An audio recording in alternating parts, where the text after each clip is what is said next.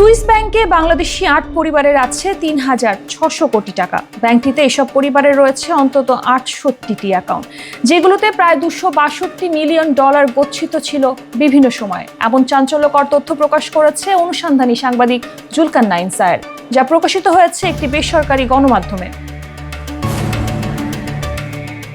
Swiss ব্যাংকে এই বিপুল পরিমাণ অর্থ গচ্ছিত রাখা ব্যক্তিদের মধ্যে অন্যতম সামদানি পরিবার, যাদের মধ্যে রাজীব সামদানি, তার স্ত্রী নাদিয়া সামদানি এবং তাদের ছোট ভাই মেহেদি সামদানি অন্যতম। অধিকাংশ অ্যাকাউন্টই 2012 সাল থেকে 2019 সালের মাঝামাঝি সময় খোলা হয়। পরিবারটির ব্যাংক হিসেবে সুইস ফ্রার পরিমাণ ছাড়িয়েছে 757 কোটি টাকা। অন্যদিকে আলোচিত মিরালি গ্রুপের সদস্যদের ব্যাংক হিসেবেও কোটি কোটি টাকা জমা রয়েছে বলে তথ্য প্রকাশ করা হয়েছে। প্রতিবেদনটি প্রকাশিত হওয়ার পর ফেসবুকে তুমুল আলোচনার সৃষ্টি হয়। অনেক ব্যবহারকারী এই প্রতিবেদনটিকে মিথ্যা হিসেবে আখ্যায়িত করেছেন, আবার অনেকেই এটিকে দেখছেন বাংলাদেশের অর্থনৈতিক দুর্নীতির বড় প্রমাণ হিসেবে। তাদের প্রশ্ন, বিপুল পরিমাণ এই অর্থ কোন উপায়ে অর্জন করেছে এই পরিবার?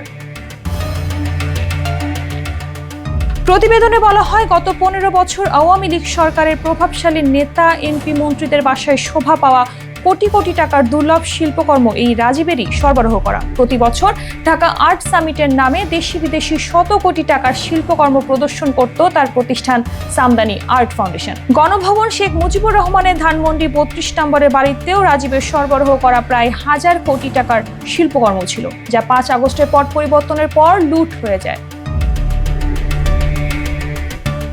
সাবেক প্রতিমন্ত্রী নসরুল হামিদ বিপুর ঘনিষ্ঠ বন্ধু ছিলেন রাজীব। জানা গেছে, রাজীবের প্রতিষ্ঠান গোল্ডেন হারভেস্ট অ্যাগ্রো ইন্ডাস্ট্রিজের স্বল্প ও দীর্ঘমেয়াদী মূল্য 215 কোটি টাকার ব্যাংক ঋণ রয়েছে।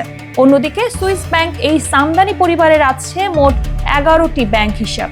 এসব ব্যাংক হিসেবে গচ্ছিত আছে 5,61,42,771 সুইস ফ্রাঙ্ক। অর্থাৎ দেশে ঋণ থাকলেও সুইস ব্যাংকে তারা জমিয়েছে কারি টাকা। 2022 সালে ডিসেম্বরে সুইস ব্যাংকে এই 8 পরিবারের বিপুল পরিমাণ অর্থ জমার বিষয়টি নিয়ে অনুসন্ধানী প্রতিবেদন প্রস্তুত করেন সায়ের। তবে তা সে সময় প্রকাশ করতে পারেননি তিনি। একাধিক দেশি বিদেশি গণমাধ্যমের দ্বারস্থ হলেও এমন সংবাদ প্রচারে রাজি হননি কেউ। এ প্রসঙ্গে সংবাদটি নিজের সামাজিক যোগাযোগ মাধ্যমে শেয়ার করে জুলকারনাইন সায়ের লেখেন, 2022 সালের ডিসেম্বরে এই কাজটা শেষ করেছিলাম। তখন থেকে আজ পর্যন্ত কমপক্ষে 4টি দেশি বিদেশি গণমাধ্যমের দ্বারস্থ হয়েছি।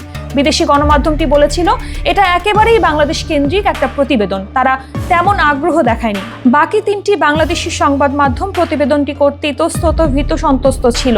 দেশ স্বৈরাচার মুক্ত হবার পরও তাদের ভয় কাটেনি। তবে 2025 সালে এসে তা প্রকাশ করতে পেরে গণমাধ্যমটিকে ধন্যবাদ জানিয়েছে সায়ের।